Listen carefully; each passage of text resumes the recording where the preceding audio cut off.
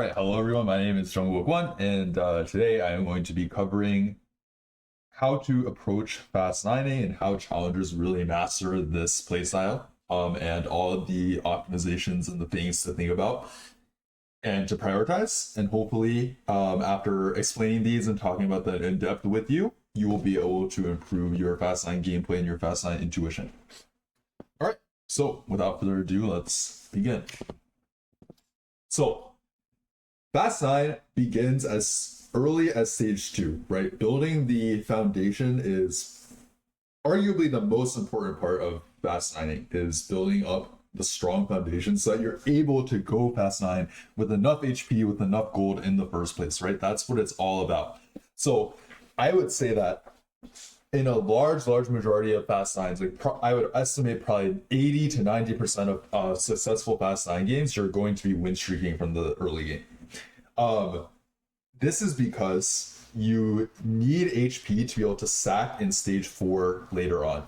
If you are loss streaking early and trying to go fast 9 off that, like let's say even if you have something like upward mobility or level up, if you're 5 lossing, you just simply will not have enough time and HP to econ and make it to level 9. Unless you hit some really crazy combo, like something like level up into advanced loan or like invested or some combination like that. But even then, the fast 9 comps currently aren't strong enough to take like double or like triple or double econ a lot of the time. You often need to be taking something like an item augment or a combat augment along the way to ensure that you can stabilize on early stage 5 on level 9 and have a chance to win out.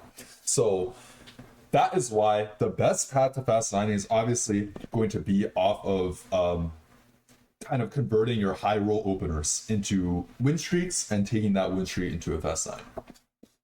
So generally set 17 favors a lot of early board strength, and this is because there are some loss streak incentives such as the anvils for the bottom placements, which a lot of people are prioritizing. There's also things like Timebreaker and Anima, which incentivize some players to be loss streaking. Also, there just happens to be, like, I feel like a lot of augments that are fairly strong in the meta, like things like savings account, calculus, that might incentivize players to be more passive in the early game. So you want to try to take advantage of this as much as possible when you have a upgraded opener and ideally some good items for the opener as well. Whether that be a strong tank item slam.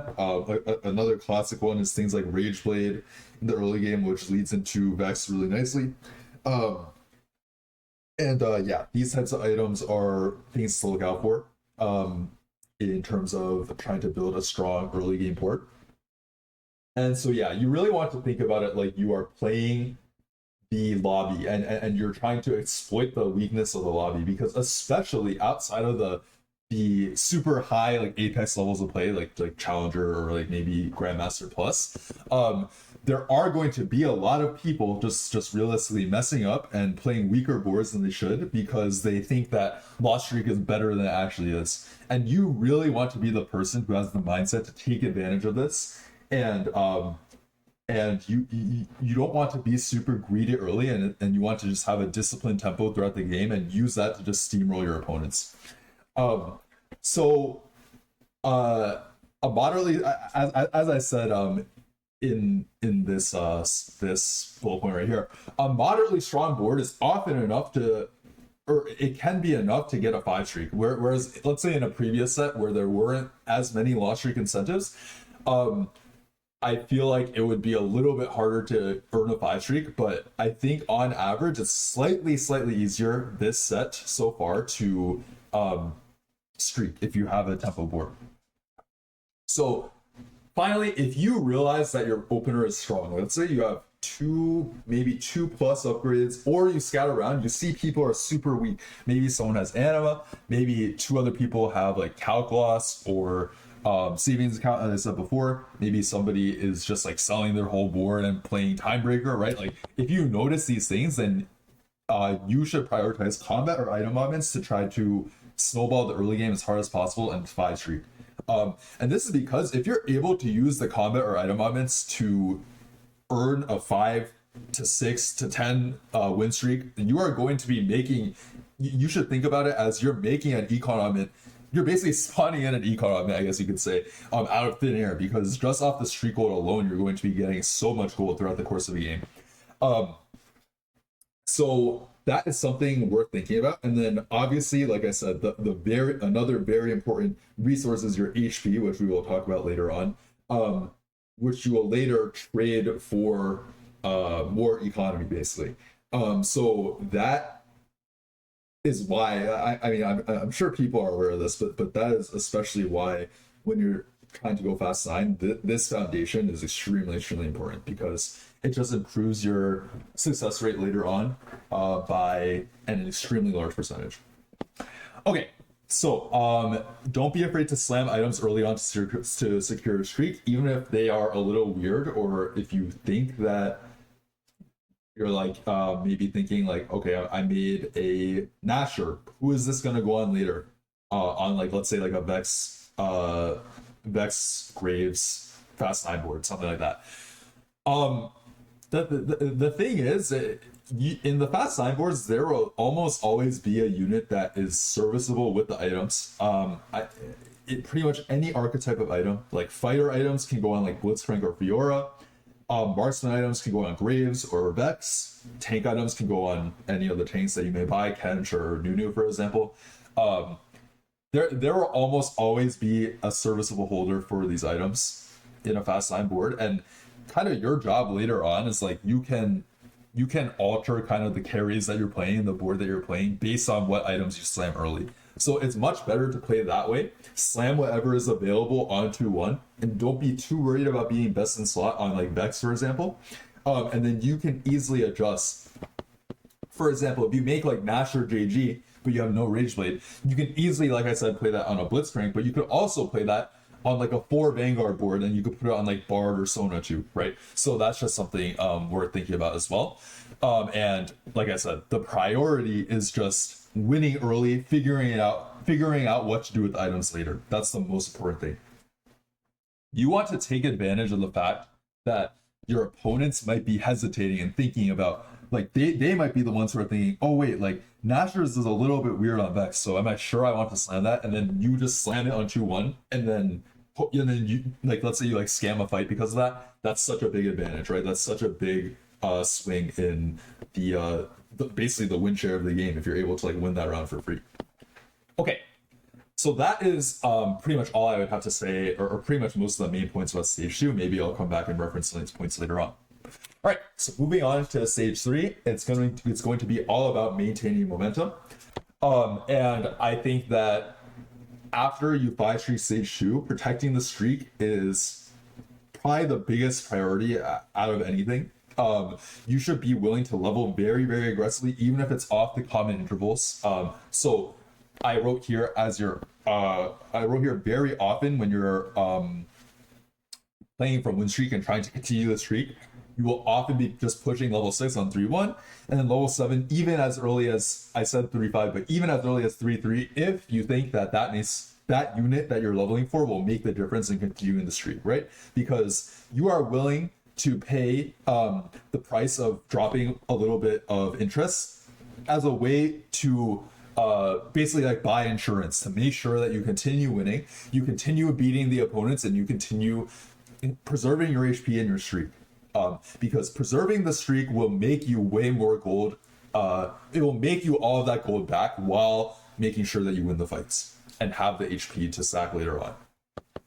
So again, just to reemphasize, I put the whole point to adopt the mindset that you should be willing to spend to win key fights, and sacrificing interest is fine if it secures your streak.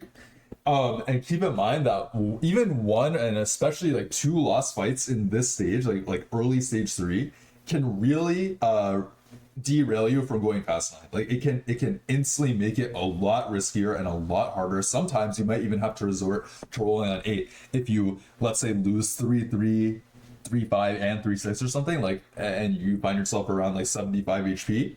It's just gonna be it's gonna be extremely risky to be going fast 9. That's that type of situation, and you really need as much of a health buffer as possible to give yourself the highest chance of success So with that mindset in mind, you really should not be stingy with leveling up, or even like you'll see on occasion like challenger players in stage 3, they'll know when it's might be right to like roll one time on like level 7, for example. Like maybe on 3-5 they have like 2 pairs, and they also are looking for another maybe they don't have a great unit to fill their 7th slot. So that's a really common time where they might, like, challenger players have the game sense to roll a single time, because the chance they hit something, either an upgrade or a unit to augment their board, is very high in that situation. And that is just like even another example of being willing to spend your econ to maintain the streak, right, and protect the streak. That is how important it is. And I'm sure we can all recall examples where we see the streamer just say like roll one time here, like kind of YOLO, like as a joke, but very often it is actually correct to do that, especially if you're win streaking. Okay, in this stage, it's really important to be scouting every round, and you want to identify and kind of classify each of your matchups into a few categories. So first, you want to identify which ones are free wins, right? You want to identify which ones are people like opening, like classically, again, I'm going to reference this as people like playing like Anima or like 3 Timebreaker. Maybe they're just like super weak for a little bit. And then you can basically just write them off and just say like, I don't even have to position for this player, right? Like I don't have to worry about this player at all. Because then this allows you to optimize your positioning more against the people that are close fights. So the people that obviously using your best fight judgment can rival your board strength. You want to be positioning for these people exclusively, right? You want to be putting your gargoyle tank in front of their carry. You want to be putting you want to be trying to move your carry away from their Talon 2 if they have a Talon 2 with items, something like these types of things, and looking out for that. You obviously don't want to let them like wrap your carry if they're playing like a melee matchup. Like these types of things are going to be the people that you're going to be specifically positioning for. And finally, these are guaranteed losses. Like a very common one could be like a 1-cost reroller. Like let's say somebody's playing like Twisted Fate reroll and they have like Jax 2, TF 3, Talon 3 with like items on TF and Jax, then it's obviously going to be really hard to win. And if you just know for sure you're going to lose this, then you can again write them off similarly to the free wins and just be like, I'm only going to be positioning for the players that the fights are very close against, right? Like, and you really want to optimize this because if you're able to position super optimally for the like and identify who the close fights are, position for them, there's just going to be more scenarios and more games where you're going to be coming out with a streak and kind of quote unquote scamming a streak where you might not always be able to get one. And this is what the best players are really good at. The best fast line players are really good at generating these streaks like out of thin air and like out of situations where they shouldn't be getting like a 5 or 10 streak in the first place. And obviously like being able to do that is what snowballs you and propels you to going to level 9 successfully, right? So this is very important. You want to be very diligent if you're trying to improve your fast 9 gameplay after you 5 streak. Do not I really want to see you be scouting diligently every single fight and trying to identify which of the 3 types of fights like each matchup is, and then accordingly you'll adjust your positioning and position for certain players, right? Like that's like the really important idea and key for scouting in stage 3. So going off that, I wrote a few extra notes. I would like to see you greed when it's truly free. Like for example, if all of your, like let's say all 3 of your opponents are one person who's just you're clearly stronger than, maybe that's like a Corki player but they don't have a lot of upgrades yet, and then 2 people who are like opening, like an Anima player and a Calculass player, then if it's like level 7, if it's like 3-3 for example, you obviously don't have to push level 7 on 3-3, right? You can actually greed for the extra turn and then probably be leveling on 3-5 instead. Sorry, I just clicked to that slide. And all will be fine and dandy there. So you do want to really be, you don't want to just autopilot, right? And kind of like brain off in a way, like just brain off level on 3-3 if I'm streaking, right? You do want to try to get the edge and any advantage in gold that you can. Every single gold will count and will drastically improve your chances of success later on. So you really want to treat it that way and make every decision based on your strength relative to the enemies, right? Like so that is a really important thing to be thinking about. Here again, I already talked about this a lot, but position with the intent and adjust specifically for the strongest opponents in your pool.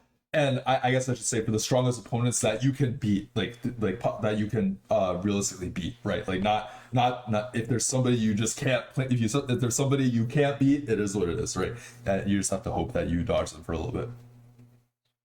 And then finally, I would say you should stay realistic. I would say that winning the streak does not make you or having a win streak obviously does not make you invincible. You can still lose. And if leveling doesn't win you the fight, I wouldn't waste the gold to do so. Like this is very common on like 3-5 or 3-6. It's like if you beat the other two, if you beat two of the players in your pool, but one of them is a guaranteed loss on like let's say level 6. A lot of time you might as well just greed, right? You might as well just greed, and if you end up fighting the one player you lose to, it is what it is. But in 2 out of 3 of the matchmaking scenarios, you will actually just come out on top and be able to greed the extra like 1 or 2 interest gold, whatever it may be in your situation. So do keep that in mind as well, because the last thing you want to do is like make something where like you level to 7 on 3-3 with like 10 gold or like 20 gold remaining, which is obviously like quite a big like gambit. But then the thing is like 2 out of 3 of your matchmaking pool are matchups that you just like lose on 7, right? So that's something you have to be very careful about, and obviously this will test your fight judging this really will test your fight judging, but it honestly is a great way to improve that skill, and fight judging is a really important skill just in general. So I wouldn't be afraid to like make mistakes on that, but if you do make a mistake, you just want to make sure that you're learning from it, right? If you end up losing a fight that you thought you would win, you really want to rewatch that fight like very very carefully and just kind of identify, okay, why did I misjudge this fight? Was I actually wrong, or did I like just was I wrong in the fight judging, or did I maybe misposition? Did my opponent outposition me? Was there something that I missed, right? These are things that you want to kind of rewatch, so that way you improve your thought process and your ability to judge these things in the future, right? So that's going to be another very important skill to be thinking about when you're thinking about the grand scheme of improving your Fast 9 gameplay. Okay. So those are the most important themes from stage 3. Now we get into stage 4, where the mindset is going to be converting your tempo and your HP into resources. So this is where you will be stacking a lot of your HP, and this is where a lot of your hard work pays off in the early game. A lot of your HP saved and your gold built up from win streaking is going to be paying off here. So I would think about it in the mindset that your win streak has already done its job. You have gotten the value, you have gotten a ton of gold out of it, you've gained a big HP lead, so now you want to leverage that the best you can. So the most common ways to do this, or the most common way to do this period, is playing econ traits in stage 4. So things like 3 Timebreaker, 3 Primordian. Also, even if you have nothing else, you can just play Anima throughout the stage and just cash out like a 200 cash out, or like roughly. I mean, obviously the 200 cash outs aren't going to like win you the game on the like alone, but being up an extra item when you're sacking anyway is never a bad thing, especially in Fast 9. You're almost always going to be able to get value out of some type of unit by putting one extra like item on it, even if it is just a tier 1 item. So Timebreaker is probably one of the most important things if you can. Like leading up to stage 4, in stage 3 especially, you should be holding copies of Pantheon, Melio, Ezreal, Ribbon, because you really want to be filling that in stage 4 as soon as possible. What I would say about this is, one note is, a lot of times on 4-1 you can actually still win the fight. Like for example, if your matchmaking pool is a bunch of level 7 players who are about to go level 8 on 4-2 but they haven't gone level 8 yet, and you want to scout and be able to tell, can I actually win this 4-1 fight a lot of the time? If you can, you actually shouldn't feel a Timebreaker, because if you can win with your strongest board, that's worth more, right? Like if you can win one extra fight, maintain the streak for one more turn, and maintain the HP for one more turn, that's so valuable. So I wouldn't sorry, I know I did say 100% of the time, but this is the one like caveat. It's like on 4-1, if your pool is weak and soft, then you can actually just like if you have the judgment and you can say, I can win with my strongest board, then by all means just win instead of playing 3 Timebreaker and making your board weaker. If you can't win, like let's say your pool is like a reroll player who hit 3 stars and then somebody who rolled to 0 and hit Corky 2, Rammus 2, and it's just super obvious you can't win, then I'm in for just playing 3 Timebreaker, right? So again, this just ties into the theme of like every decision you're going to be making is going to be based off your strength relative to your opponents, right? Like this is a very overarching theme, and I can't really emphasize the importance of that enough. And I hope it kind of shows in like just how much it's coming up, right? And how often it's going to be guiding your decisions to optimize your game. Okay, so next thing I wrote is HP is essentially your safety net. Because of your hard work earlier, like let's say you went on an 8, ideally a 9 or 10 streak. A lot of times, even after sacking the entirety of stage 4, you're going to be coming out with at least 2 lives. Ideally 3 lives would be great.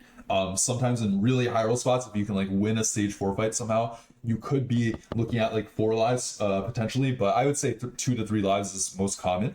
And this gives you some insurance, some time to stabilize. Also, again, just like the insurance of maybe somebody like at the end of the game is high rolling like a 3-star forecast or a prismatic trait or a 400 anima cache, like something like that, just like something really strong that you can't end up beating. Having more than 1 life basically is what I'm saying is pretty valuable. So this is exactly why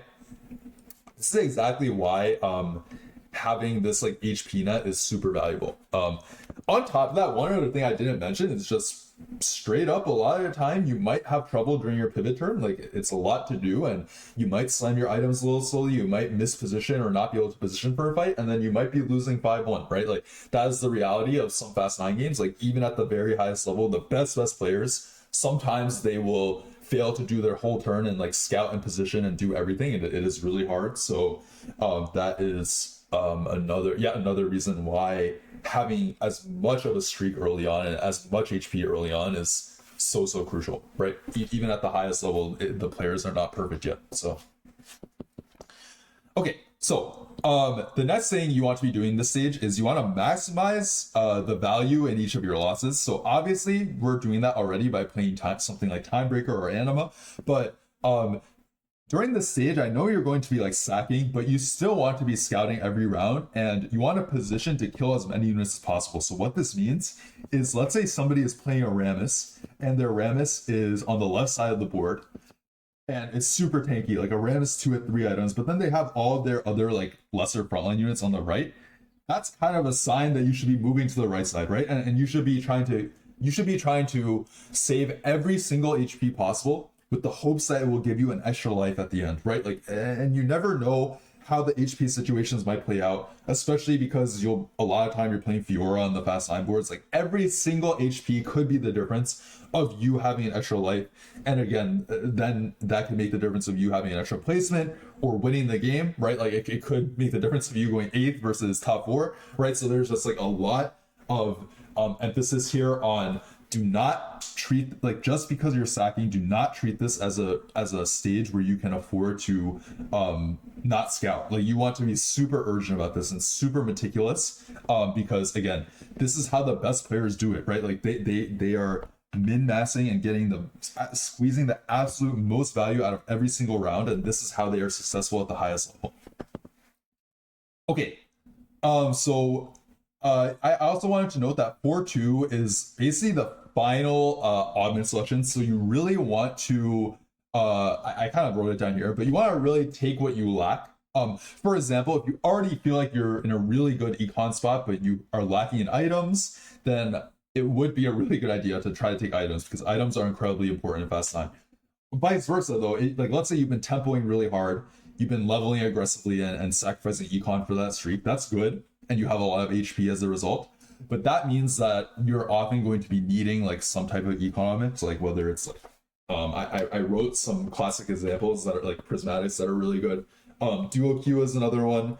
For gold, you could hit something like booster pack, or you could hit reinforcement or something like that, like just like give you an extra boost.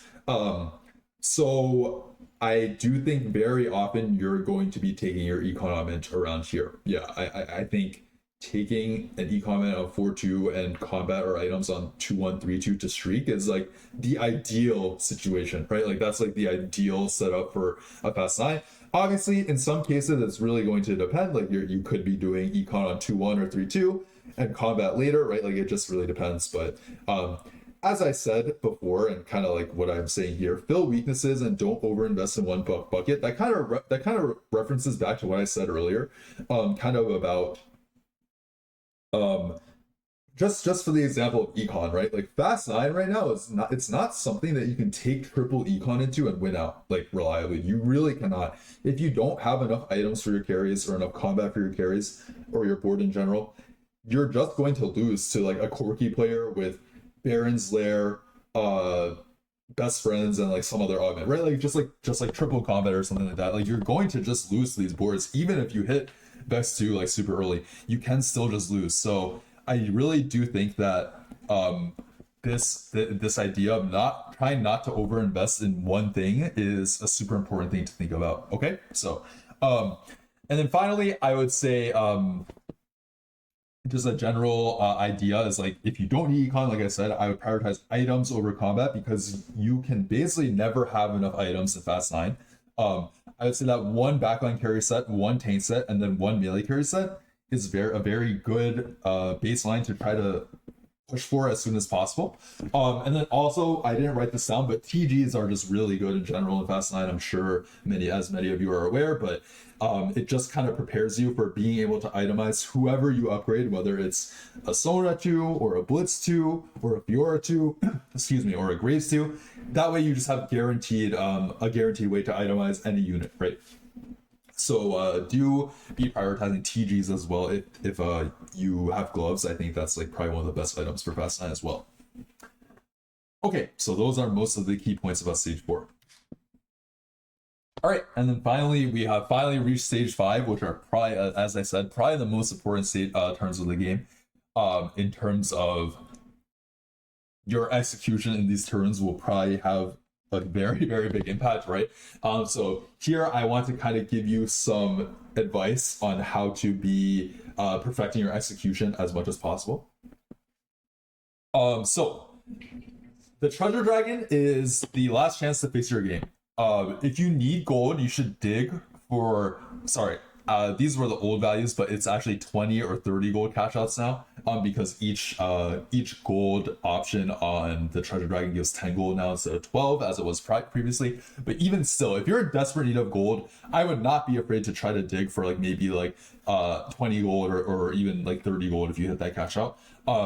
It just depends how desperate you are, right? Like if you are in a situation where you committed to a Fast 9, but you're like, wow, I am just way too poor, like I don't have enough gold remotely, then you have to kind of you have to take the risk that and just like roll you have to roll the Treasure Dragons and just kind of pray that you will hit the 20 or the 30 gold cash out in a timely manner. Because otherwise, if you just try to take like, let's say like three components, but you have like 40 gold on level 9, you're going to die anyway. So I would rather take the risk that I'll hit the 20 or 30 gold in, let's say like 5 to 10 rolls, and get some gold to give myself a chance to hit my board, then just take like settle for 3 items and just like easily like guaranteed bleed out because I don't have enough gold, right? Like that's kind of like how I think about it. So you have to be willing to take that risk if the opportunity presents itself, or if the game state presents itself to you.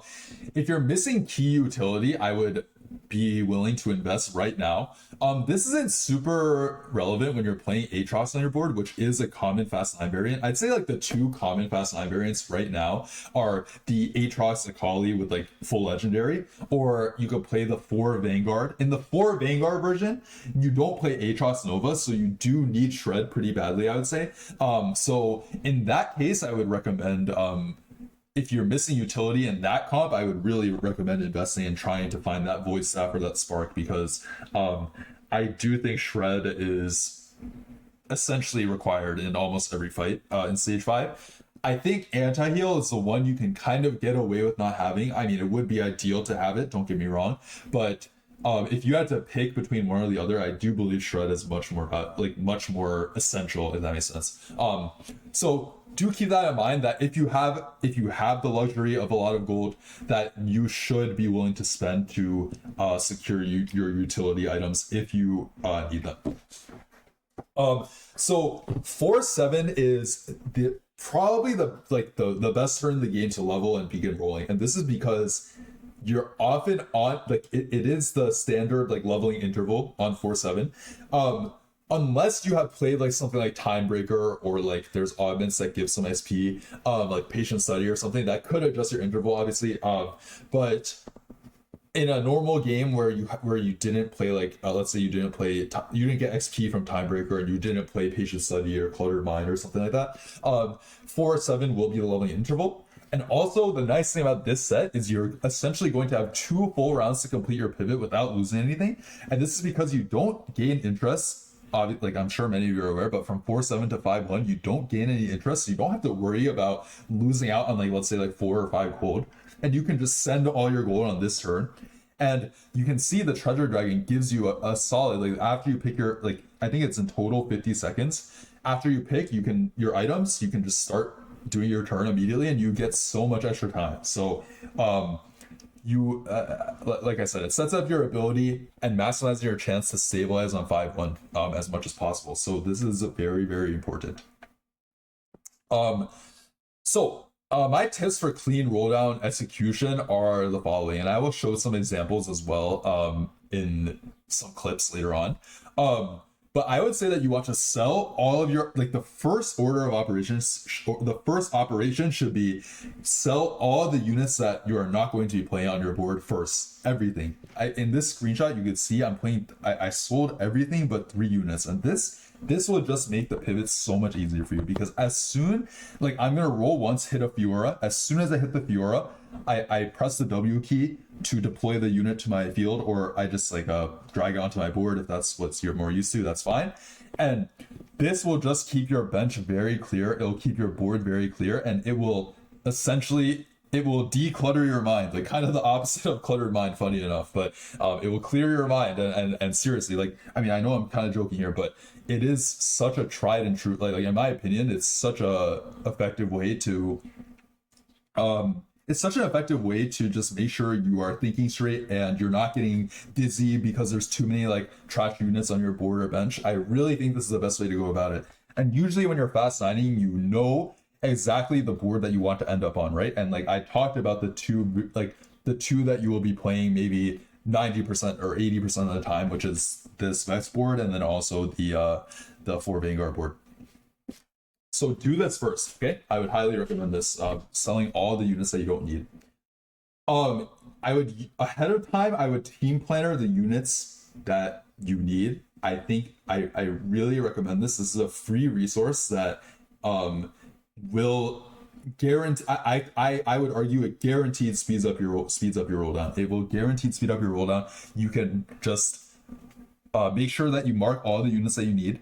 When you have a ton of gold like this, in this case I have 114 gold with free rerolls from upper mobility, I kind of know I'm gonna hit my board. I'm gonna hit whatever I want in these rolls. So as a result, I have the luxury to just hard tunnel on the team planner, and because I'm tunneling on the team planner units, I'll be able to roll faster, right? Like that's the idea. So I would say in this case where you have a lot of gold, don't be afraid to just hard like team planner all the 10 units that you might need, and then just hard tunnel on them. This will speed up your roll speed very often. Having that like insurance that I won't skip a unit because it's glowed up, right? Like that's like the idea. Next is kind of self-explanatory, but it's just something I like to say is you really want to be rolling with urgency and intent on these rounds. Like you really want to have the mindset that losing even a single round that I shouldn't lose because I was a little bit too slow is a huge mistake, right? Like, and these things are really going to cost you. Maybe in lower elos, Master, or honestly any elo below like Challenger or maybe Grandmaster, you can sometimes get away with like pivoting a little bit too slowly, maybe having like 30 gold left in the bank. But at the highest level of play, if you're not rolling all of your gold this turn and you're not hard stabilizing with a 2-star tank, 2-star carry, ideally 2-star secondary carries, you're just going to lose and get hard punished, and you're going to be dropping to 1 life, and then all of a sudden the game is much riskier, right? So this is a very important thing to take seriously, I would say, if you're very serious about improving the skill. And you want to be as intentional with your actions as possible and really locked in on these turns. I would highly recommend that. Finally, we've econned the whole game and worked very hard to build up all this gold. So I would say that this is the time where you're not afraid to just fully send it. If you have a bunch of important pairs and key pairs, you shouldn't be afraid to just send it to true zero and do anything you can at all costs to stabilize this turn. Finally, I would say for 5-1, if you like, I understand that it's very hard and there is time pressure involved, but I would say that a good rule of thumb is once you see that there's 5 seconds left before the 5-1 round, I would say that this is where you hopefully take a quick look at your opponents and just have a quick idea of your positioning and what you should look out for if you need to position for anything. Like, let's say a Master Yi on one side, you might want to move away from that, just as an example. And then begin slamming your units during that time as well. Like I would maybe even say, like, if you think 5 seconds is not enough for you to do this, maybe give yourself 10 seconds, because you could hit Vex 2, Blitz 2, Fiora 2, Nunu 2, like you could hit all the key units, but if you are too slow in slamming the items, then it's not going to matter, right? And like all of your hard work will kind of be wasted in a way if you're not able to slam your items in time. Like, I'm sure we've all been in situations, myself included, where we are slamming items kind of very slowly, or like maybe we're slamming them in the middle of the fight, and then the fight's super close, and it's just like, oh man, if I could have slammed my items faster, we could have won this fight. So that is what you want to try to prevent from happening at all costs as well. So do give your best. Do your best to give yourself that time to do these things at the end, because they do really matter. Okay, so that's probably the most important advice I would have about the stage 5 like pivot turns. Okay, finally, before we get into a couple of gameplay examples, I would like to just talk about the itemization priorities, which I kind of touched upon earlier. But the core framework here is that you want one backline carry, which is a primary DPS ideally, one tank, which is obviously going to be doing a very large percentage of the tanking for your team, and finally a secondary or duo carry. These are the 3 things that you really want to be looking for on a fast night. So the classic backline carries right now are like Vex and like Graves with like the Marksman or the Caster builds. I'd say Vex is probably the queen of like just like level 9 in general, and just like being like the primary carry if we are honest about it. There are situations where like Sona can do a lot of work, Bard can do okay, but the thing about these units like Vex and Graves, like these like auto attacking carries, like their damage is so reliable and consistent, right? Like they just consistently laser down one target at a time, which is very valuable. As opposed to something like, let's say, like the Sona, who kind of spreads out her damage like across multiple targets, and she might struggle to kill individual units on her own as a primary carry, right? Like that's kind of why these single target carries are so valuable.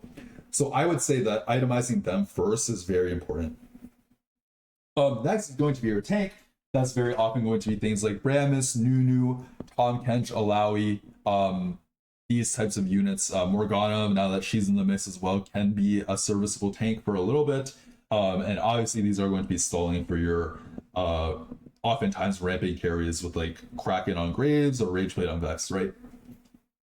And finally, you want to get, after itemizing these 2, you want to get as many duo carries online as possible. Sometimes even itemizing a 2-star duo carry will be more important than itemizing a tank. It just depends. But these units are going to be things like Fiora, Graves, Bard, Sona, Blitzcrank.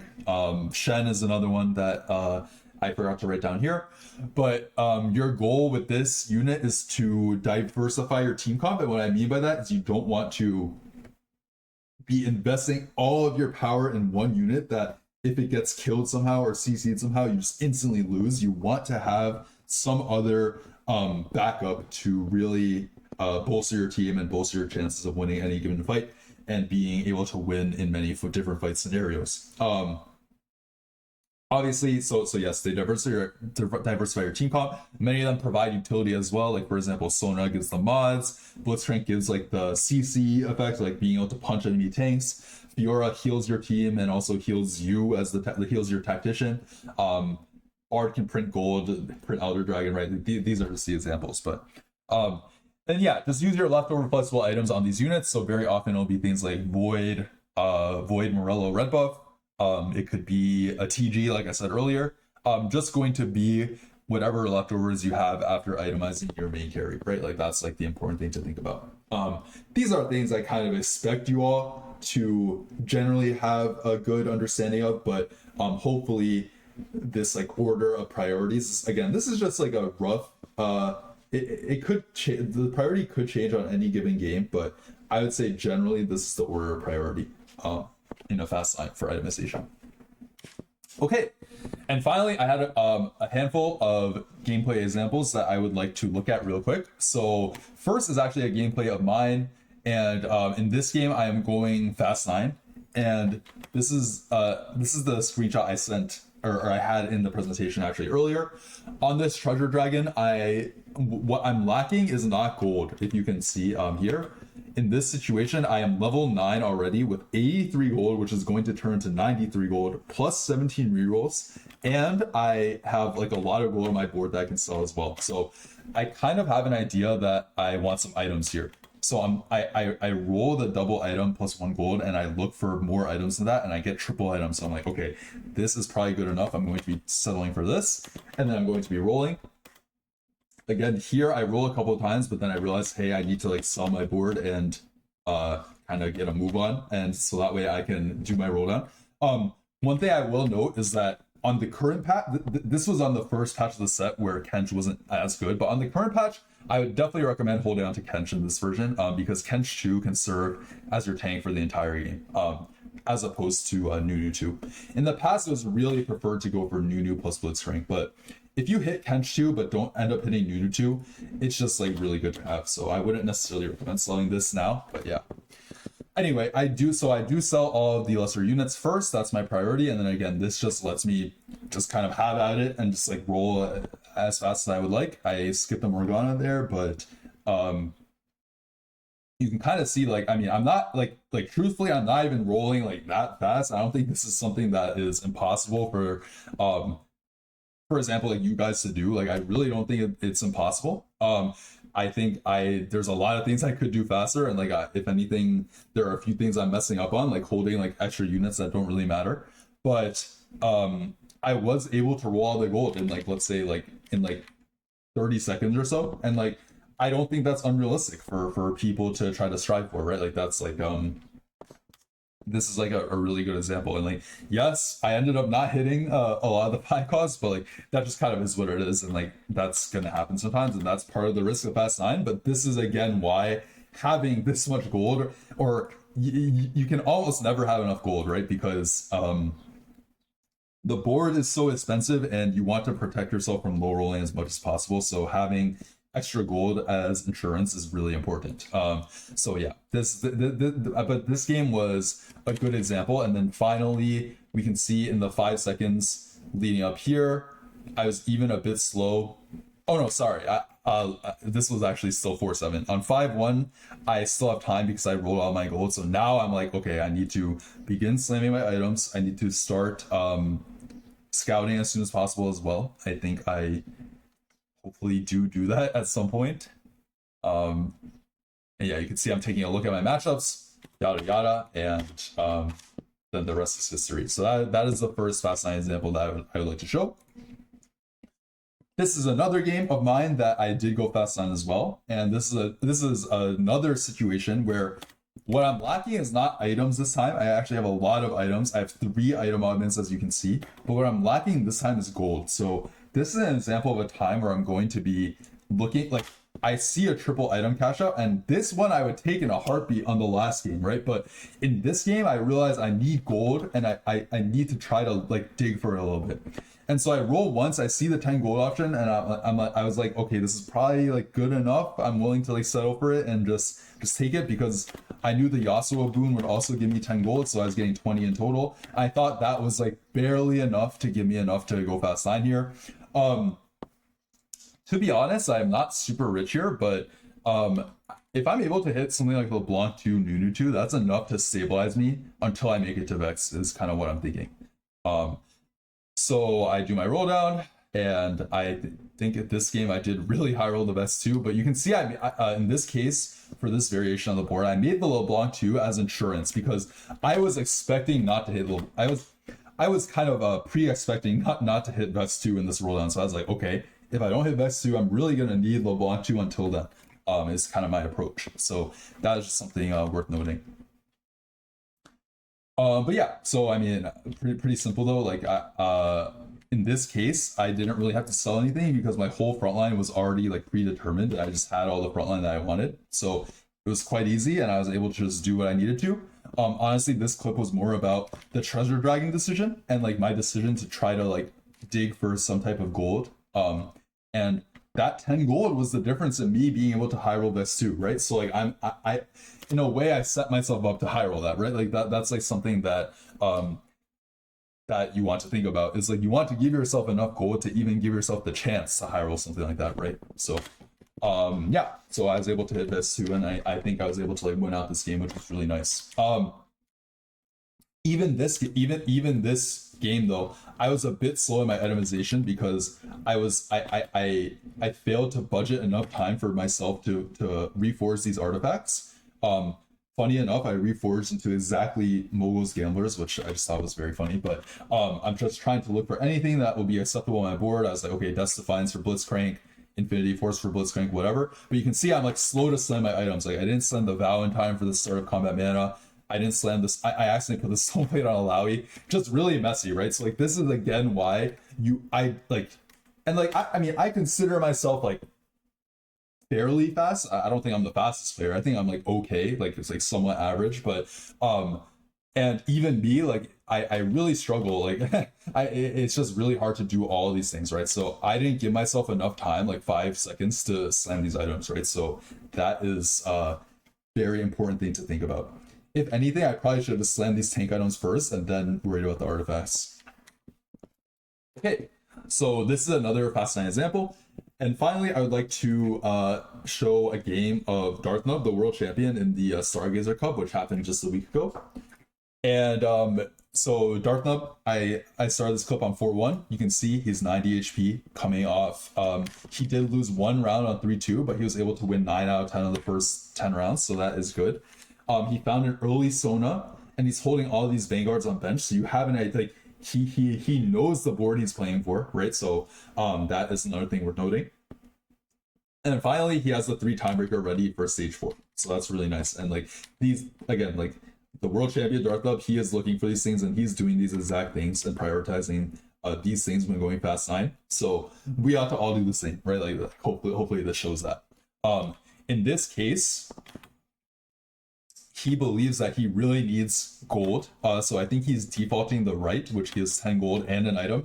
Honestly, exclusive, it got nerfed, it gives only 7 gold now, but I still think it is like an excellent augment when you're trying to go Fast 9, because it really just gives you the best of both worlds, and it gives you a lot of what you need. Gilded Steel is another one that's honestly pretty good. Like if you hit those 5 costs that you need, it's worth a ton in terms of econ. And then the durability is just like kind of a nice bonus, but I believe that exclusive is just like a little too good. I think that he needs more items. And like, as I said earlier, in Fast 9, you can almost never have enough items, right? So I would say that the items are a bigger priority here.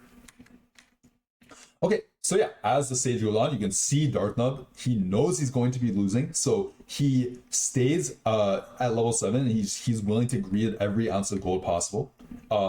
Because he knows he's going to need all this gold, because he is not super rich in this situation. In this case, he gets the low health quest, which is extremely good for him. And then we can just fast forward to his pivot turn. Let's see how he goes about doing this. So, in terms of the priority on the treasure dragon, I might look for some gold here, but to be honest, double rod is extremely tempting. Like it gives him a rage blade for Vex potentially. I think that this is really good. So he does think the same. He ends up taking the middle, which is the the in 3 turns gain golden item, which tends to be pretty good for fast 9. And he gets the low health catch out as well. He levels up here, and let's see what he does. So he buys these units, and now you can see is where he's selling, like as we said earlier, he's selling all the trash on his board and pressing W to get these units onto his board and deploy them. And you can see just his board, like it's just super clean what he does. It's just super clean, and it really just makes things super smooth. Like he just presses W as he hits the units, and they just go onto his board, right? And then it just frees up the space on his bench, and he's able to roll more, right? Like, so this is exactly like textbook what you want to be looking for, and what you want to be doing in a fast 9. So now he's figuring out what to play. I think he got to the right board more or less. Took a void staff here, seems good to me. I think he's choosing not to play the bard because he hit Sona 2, which he would just play over that. And yeah, there you go. I'd say a pretty successful roll down. I mean, he didn't hit he didn't hit necessarily everything he needed to, but I think he did everything about as well as you could hope for. And Darth Nub ended up winning out this game, which is really cool. So yeah, very well played game by the former world champion. I hope that you can see a lot of these like things that I was saying like in action, right? Like these really are things that the top highest level of players are prioritizing and looking out for and doing when they're pivoting their board and when they're trying to fast 9. So I hope these in-game examples really gave you a better idea of what to look for and what to prioritize in certain situations. I hope I did a good job of explaining that. And the final thing I would like to just talk about, just to kind of leave you with something to look at, is I would like to show this roll odds calculator, which you can find on datatft.com/calculator. You can set it to set 17. You can go to target cost unit 5 or even 4, whatever you're looking for. And you can go to current level 9. And so we're just gonna I'll just show you how to kind of set it up. So number of copies of this unit already out. Let's say you're rolling for Vex. Maybe there's like one person with a Vex or something on 4-7, right? Like, or maybe maybe there's one gone. And then maybe there's let's say maybe each player has 1 5 cost, or I think that's fair to assume. So maybe there's 8 other 5 costs out of the pool. And then finally, how much gold you have to roll. I'm just going to say I'll just say 50 gold for now. If you have, so what this chart shows in this scenario where there's 1 Vex out of the pool, there's 8 other 5 costs out of the pool, and you have 50 gold. You have a 91% chance to see 1 Vex in this amount of gold. You have a 65% chance to see 2 and a 34% chance to 2-star it. That's what this means. How many copies of each unit are you expected to see, right? Probability of getting at least X units. So the chance to 2-star is 34% with 50 gold. But the other thing you have to consider is you're not actually rolling 50 gold. You're going to be spending gold to buy other units and upgrade other units. Let's say you're looking for Vex, but you hit a Blitzcrank 2. You're of course going to buy the Blitzcrank 2, but then this buying Blitzcrank 2 will subtract the gold that you have to spend to 35. Then you buy the Vex, that's going to subtract it to 30. And the lower and lower you you buy a Lowy 2, that's another 9 gold. So then you're going down to 21, right? Then you're only actually rolling 10 times, which you can see that the chance to 2-star is minuscule. So this really, the reason I'm bringing this up is because I hope that it shows how much gold you truly need for a fast 9. Literally, you literally need 100 plus to have a good chance of hitting. Because again, when you subtract the cost of the other 5 costs, let's say again you hit Blitz 2 and Fiora 2, that's already reducing your gold by 30. That's going to put you at 70. Then the 2 Vexes that you buy are going to be putting you at 60. So then you have to hit the last one, which you really want to have as much as possible. And I really think that it's rare that you can have too much gold, because again, it protects you from even when you're at a 78% chance favorite to hit a Vex 2, having even more than 100 gold protects you from the low roll, right? And I think that's just a very important thing to keep in mind is you can really never have enough gold, honestly. And I would recommend if you and the reason I'm bringing this up as well is because before I saw this chart, I feel like I kind of underestimated how much gold I needed to be hitting 2-star 4 costs and 5 costs on level 8 and 9 respectively. And so after looking at this tool, it really gives me a better idea of it gave me a better idea personally of wow, I've been going 9 or level 8 with not enough gold. Maybe I need to be prioritizing more econ or greeting more econ, right? Like at certain points of the game. And I think that this really shows again the importance of like playing Timebreaker, like playing any type of econ trait that you can throughout the game. And I would recommend just like playing around with like all the different scenarios. Like for example, there's even two vests out that decreases your chances by a ton, right? Like if two other people, if somebody has a Vex pair or if somebody has aura farming Vex, like it decreases your chances a ton. Even with 100 gold to roll, 50 rolls, you are only a 50% chance to hit Vex 2. So this should really put into perspective just how much gold you need to hit your board. So I would recommend playing around with this. And again, you can find it at www.datatft.com/calculator, and you can use that to get a better idea of how much gold you exactly need to be hitting these units. All right, so that is going to conclude my entire presentation. Thank you all very much for listening, and if any questions come up, please feel free to reach out to me, and I would be happy to get back to you and hopefully answer your questions. Otherwise, thank you all very much, and I wish you the best of luck in your climbs this set and this patch. All right, bye.